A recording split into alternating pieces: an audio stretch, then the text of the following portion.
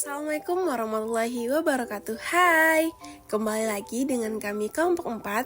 Nah, hari ini kami akan menjelaskan tentang just in time dari mata kuliah akuntansi biaya.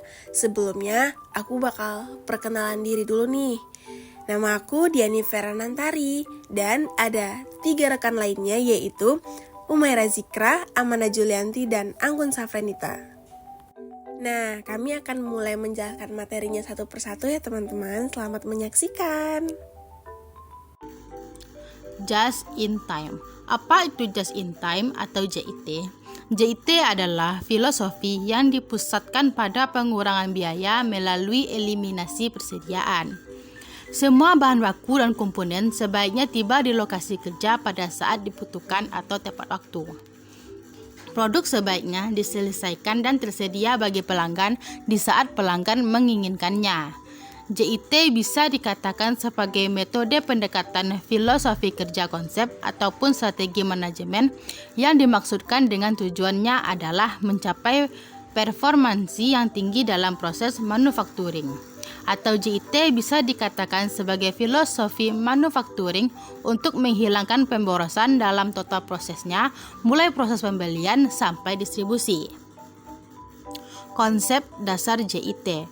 Konsep dasar JIT adalah suatu konsep di mana bahan baku yang digunakan untuk aktivitas produksi didatangkan dari pemasok atau supplier tepat pada waktu bahan itu dibutuhkan oleh proses produksi, sehingga akan sangat menghemat bahkan meniadakan biaya persediaan barang atau penyimpanan barang atau stocking cost. Sasaran utama dalam JIT adalah membuat kelancaran produksi sehingga tidak mengganggu jalannya aliran bahan dari pemasok sampai ke pelanggan dengan tepat. Nah, selanjutnya aku akan menjelaskan perbedaan sistem just in time dengan sistem tradisional. Yang pertama, sistem tarikan, di mana penentuan aktivitas berdasarkan atas permintaan konsumen, baik konsumen internal maupun eksternal. Sedangkan sistem dorongan adalah sistem penentuan aktivitas-aktivitas berdasarkan dorongan aktivitas-aktivitas sebelumnya. Yang kedua, persediaan tidak signifikan. Karena just in time menggunakan sistem tarikan, maka dapat mengurangi persediaan menjadi tidak signifikan atau sangat sedikit dan mencita-citakan. Sedangkan persediaan signifikan menggunakan sistem dorongan, maka persediaannya signifikan sebagai akibat jumlah bahan yang digunakan memiliki kebutuhan produksi. Jumlah produk yang diproduksi melebihi permintaan konsumen dan perlu adanya persediaan. Yang ketiga, basis pemasok sedikit. Untuk mengurangi atau mengeliminasi aktivitas yang tidak bernilai tambah, memperoleh bahan yang bermutu tinggi dan berharga murah. Sedangkan basis pemasok banyak memiliki pemasok untuk mendapatkan harga yang murah dan mutu yang baik. Tapi akibatnya banyak aktivitas yang tidak bernilai tambah dan untuk memperoleh harga yang lebih murah harus membeli barang dalam jumlah banyak. Yang keempat, kontrak jangka panjang. Dengan pemasok, just in time menerapkan kontrak jangka panjang guna membangun hubungan baik dan saling menguntungkan. Sedangkan kontrak jangka pendek dengan pemasok sehingga untuk memperoleh harga yang murah harus membeli barang dalam jumlah banyak atau mutunya rendah. Yang kelima, pemanufakturan berstruktur seluler adalah pengelompokan mesin-mesin dalam satu jenis, biasanya ke dalam struktur, sehingga satu sel tertutup dapat digunakan untuk pengelolaan satu jenis produk tertentu secara berurutan. Sedangkan pemanufakturan berstruktur departemen adalah struktur pengelolaan produk melalui beberapa departemen produksi sesuai dengan tahapannya dan memerlukan beberapa departemen jasa yang memasuk jasa ke departemen produksi. Akibatnya menimbulkan aktivitas serta waktu dan biaya yang tidak bernilai tambah. Yang keenam, karyawan berkeahlian ganda, artinya waktu bebas harus digunakan karyawan berstruktur seluler untuk berlatih agar keahlian ganda, sehingga ahli dalam berproduksi dan dalam bidang-bidang jasa tertentu, sehingga karyawan terspesialisasi berdasarkan departemen tempat kerjanya, misalnya departemen produksi atau departemen jasa. Yang ketujuh, jasa terdesentralisasi pada masing-masing struktur seluler pada karyawan. Selain ditugaskan untuk berproduksi, tapi juga harus ditugaskan pada pekerjaan jasa yang secara langsung mendukung produksi. Sedangkan jasa tersentralisasi mendasar pada terspesialisasi sehingga pada masing-masing departemen jasa. Yang kedelapan, keterlibatan karyawan rendah karena karyawan masih melaksanakan perintah atasan, sedangkan keterlibatan karyawan tinggi. Manajemen harus memberdayakan para karyawan dengan cara melibatkan mereka, akan memberi peluang pada mereka untuk berpartisipasi dalam manajemen organisasi.